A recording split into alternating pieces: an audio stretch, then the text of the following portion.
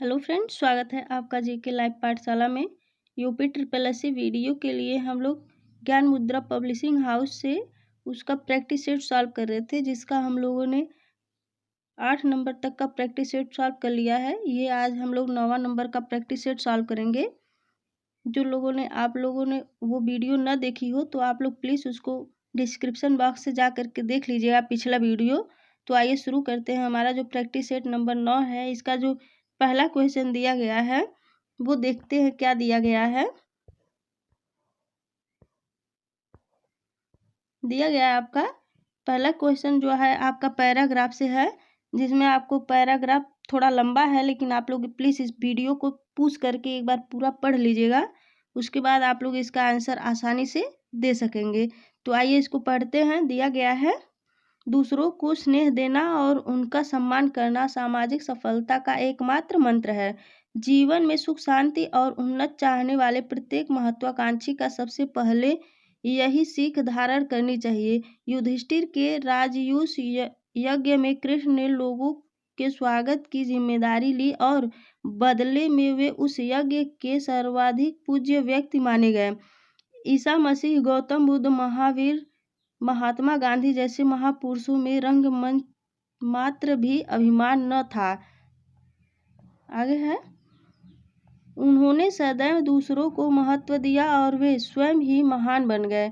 महान सम्मान का मूल्य चुकाना असंभव है, अतः विद्यार्थी जीवन का भी प्रथम पाठ यही है कि वह गुरु के प्रति सच्चे सम्मान का भाव अपने हृदय में पैदा करे, अन्यथा उसकी विधा निष्फल है।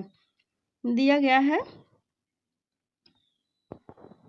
उपर्युक्त गद्यांश के आधार पर निम्नलिखित प्रश्न के उत्तर दीजिए।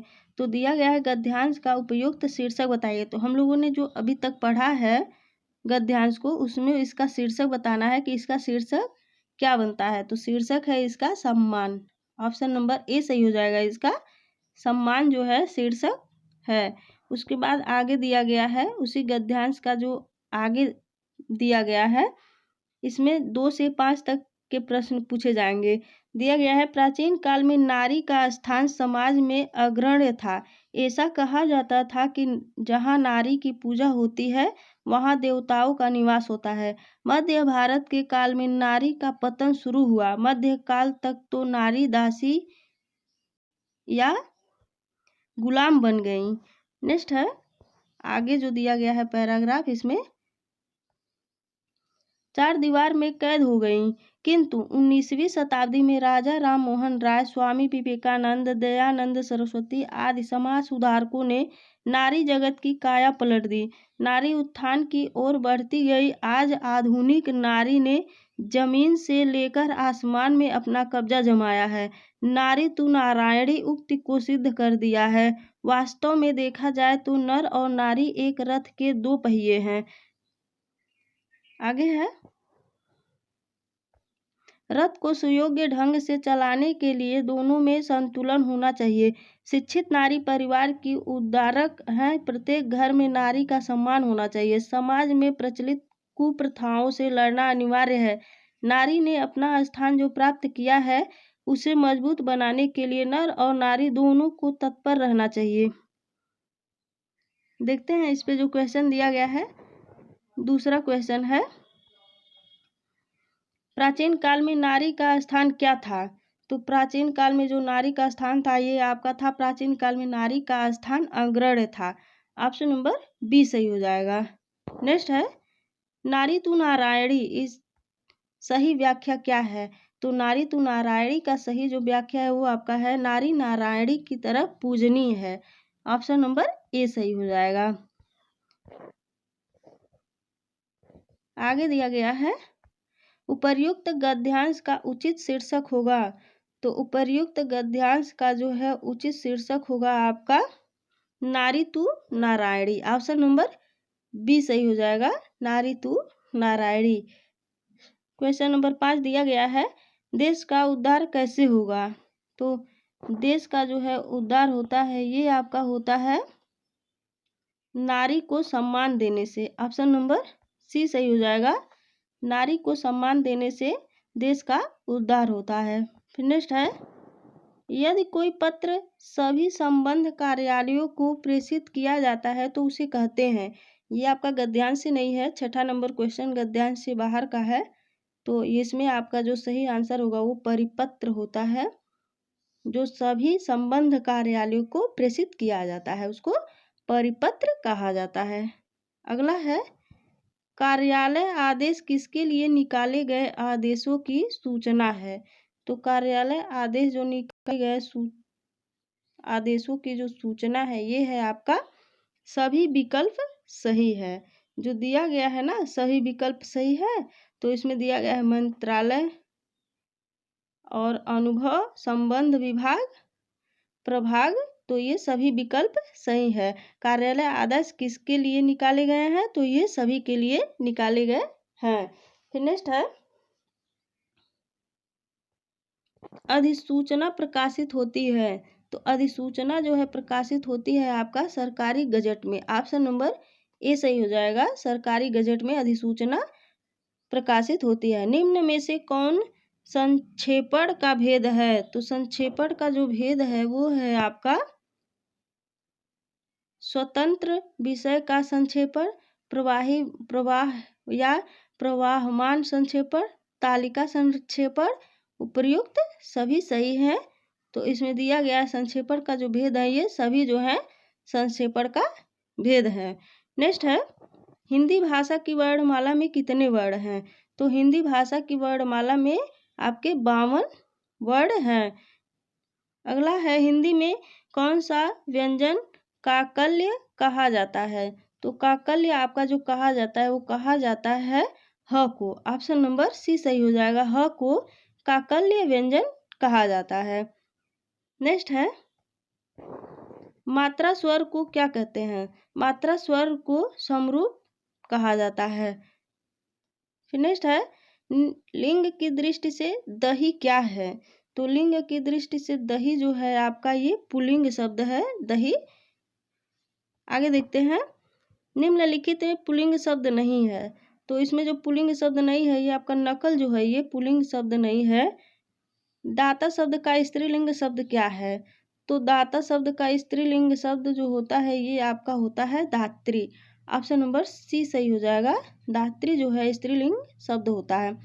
तपस्वी का स्त्रीलिंग क्या होगा। तो तपस्वी का जो स्त्रीलिंग शब्द होता है वो आपका होता है तपस्विनी। ऑप्शन नंबर ए सही हो जाएगा, तपस्विनी जो है तपस्वी की स्त्रीलिंग होगा। नेक्स्ट है उच्चारण का संधि विच्छेद होगा। तो उच्चारण का जो संधि विच्छेद होता है वो होता है आपका उत धन चारण। उत त जो है त पे हलंत होता है, उत धन चारण जो होता है उच्चारण होता है। अगला है निम्न में संधि है। तो निम्न में जो संधि है तो संधि जो दिया गया है तमुरारी, तन मुरारी का जो संधि है तो संधि आपका दिया गया है ऑप्शन ऊपर है, देखते हैं क्या दिया गया है। तन मुरारी में जो संधि है वो है आपका व्यंजन संधि। ऑप्शन नंबर ए सही हो जाएगा, तन मुरारी। फिर नेक्स्ट है निह धन पाप में कौन सी संधि है।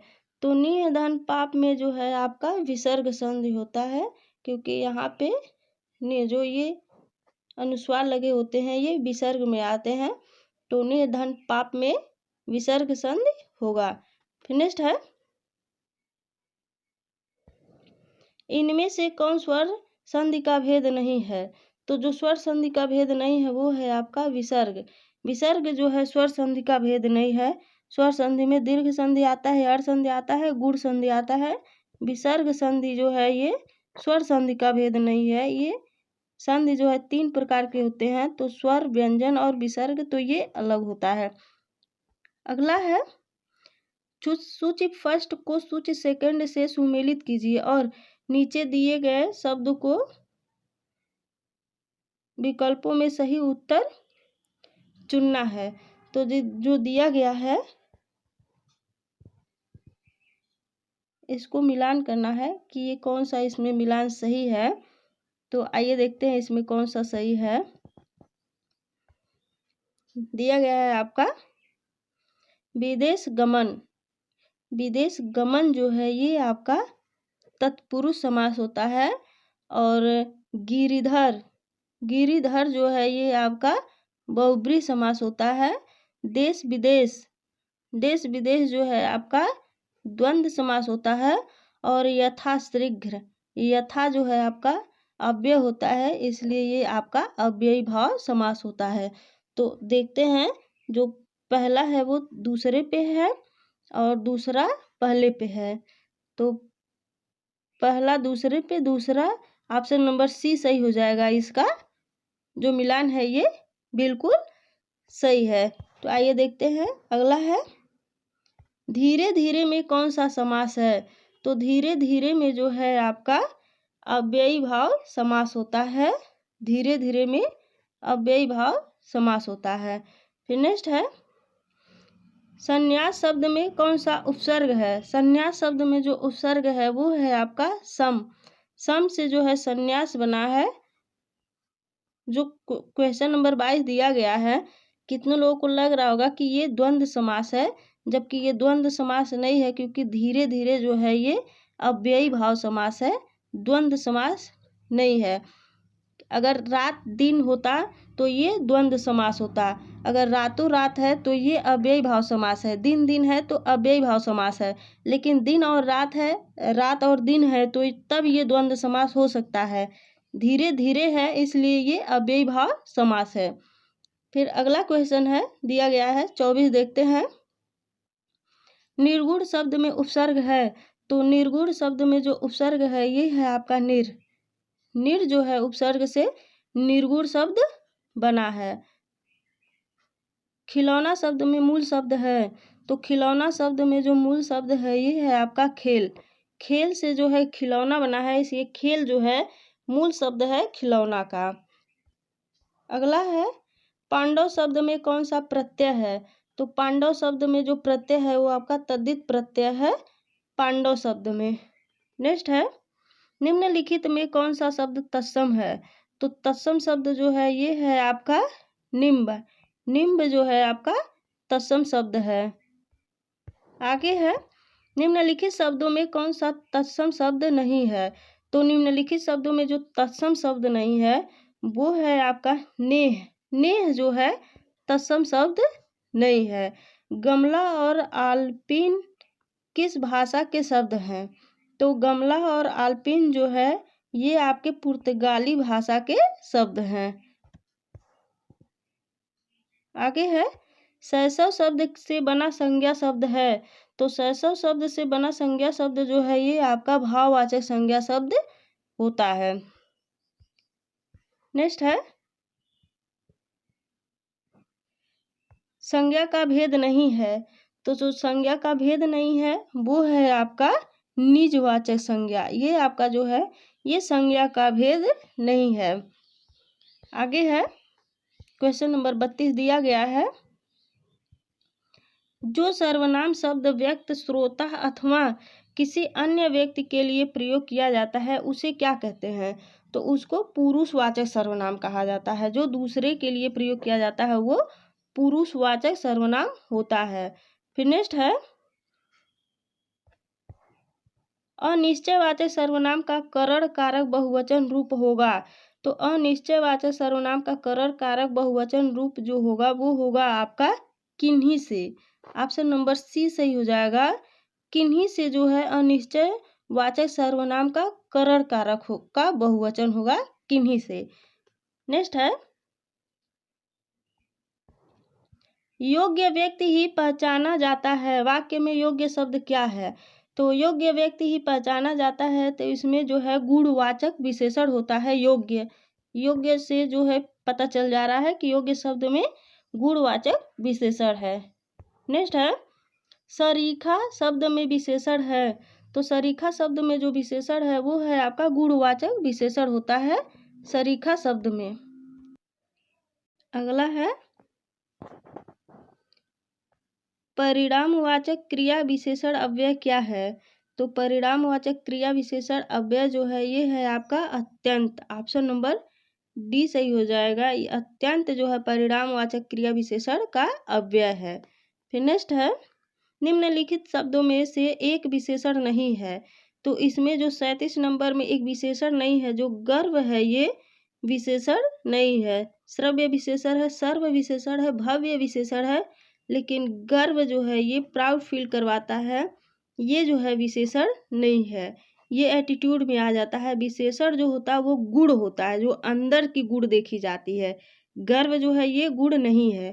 फिर नेक्स्ट है, रात भर जागना स्वास्थ्य के लिए अच्छा नहीं है। रेखांकित शब्दों को पहचानिए।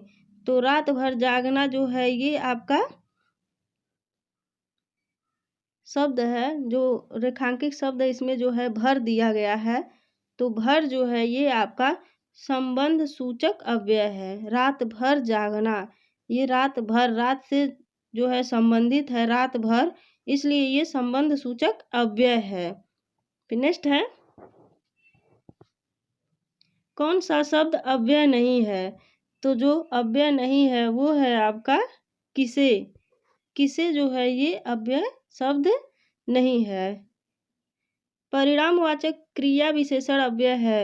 तो परिणामवाचक क्रिया विशेषण अव्यय जो इतना जो है, इतना, थोड़ा, कितना, ये जो है परिणामवाचक क्रिया विशेषण का अव्यय है। आगे है, इनमें से कौन निपात का भेद है। तो जो निपात का भेद है वो है आपका तुलना बोधक, आदर बोधक, प्रश्न बोधक, ये सभी जो है आपके निपात के भेद होते हैं। दिया गया है, कौन सा शब्द घर का पर्यायवाची है।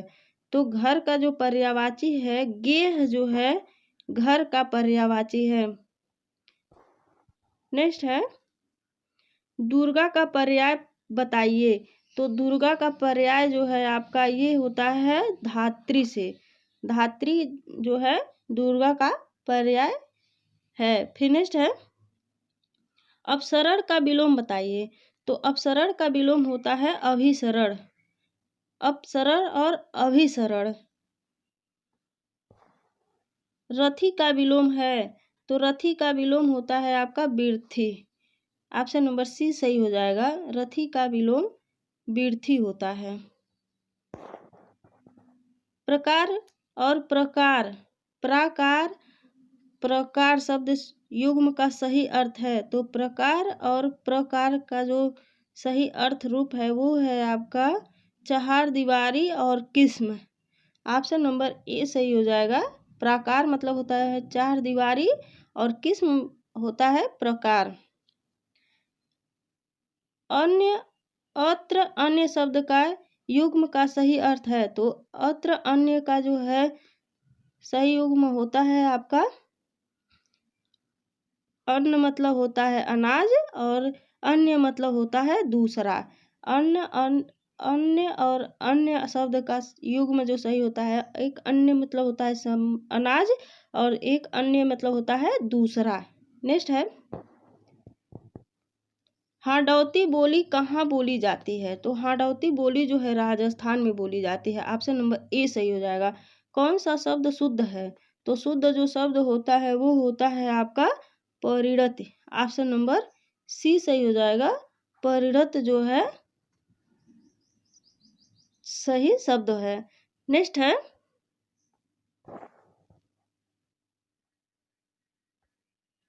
प्रधानमंत्री के भाषण की श्रुतलिपि उसने उसी समय ले ली। तो इसमें जो रेखांकित शब्द का शुद्ध रूप है, तो श्रुतलिपि का जो शुद्ध रूप है वो है आपका श्रुतलिपि। ऑप्शन नंबर डी सही हो जाएगा। श्रुतलिपि जो है ये श्रुतलिपि का शुद्ध रूप होता है श्रुतलिपि। तो दोस्तों ये रहा आज का हमारा ज्ञान मुद्रा पब्लिशिंग हाउस से प्रैक्टिस सेट जो हम लोग कर रहे थे, उसका नवा प्रैक्टिस सेट। अगर आप लोगों को वीडियो अच्छी लगी हो तो प्लीज़ इसको लाइक करिए, शेयर करिए। धन्यवाद।